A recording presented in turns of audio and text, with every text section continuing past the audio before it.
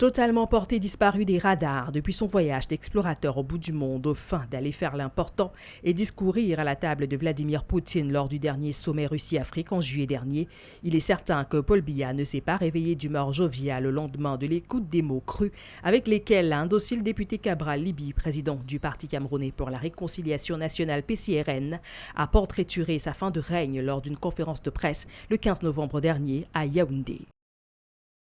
Au siège de son organisation politique et devant une quasi-centaine de personnes, le député d'Union Ekele s'est saisi de la hache pour passer à la découpe ce qu'il a dit considérer comme le mal absolu des années Biya, à savoir la corruption. La corruption change la vocation de tout.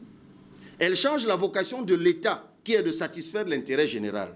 Elle change la vocation des mécanismes de sélection à l'entrée de la fonction publique, qui est de célébrer le mérite. Elle change la vocation des élections, qui est d'exprimer la volonté du peuple. Elle change la vocation des acteurs du système eux-mêmes, dont les compétences et le mérite passent après l'allégeance. D'évidence, un cri d'exaspération. Un cri mis en résonance par une voix de jeunesse qui a été portée au devant de la scène publique voici quelques années, à la suite de sa réussite inattendue et spectaculaire à incarner à la fois médiatiquement, intellectuellement, moralement et bien sûr politiquement, le cri de révolte de tous ces indignés, âmes fragiles et combattants de terrain qui éprouvent dans leur chair l'âpre dureté du temps qui passe. Entre-temps, l'homme a fait le chemin d'une campagne pour se profiler à la présidence de la République et apparaître à son rendu comme le plus grand vainqueur symbolique et politique. Depuis, ses pas ont croisé ceux de quelques autres dans les ors et sur les tapisseries de l'Assemblée nationale dont il est devenu l'une des voix, se donnant quelquefois en spectacle, mais toujours sûr de ne pas passer par perte et profit.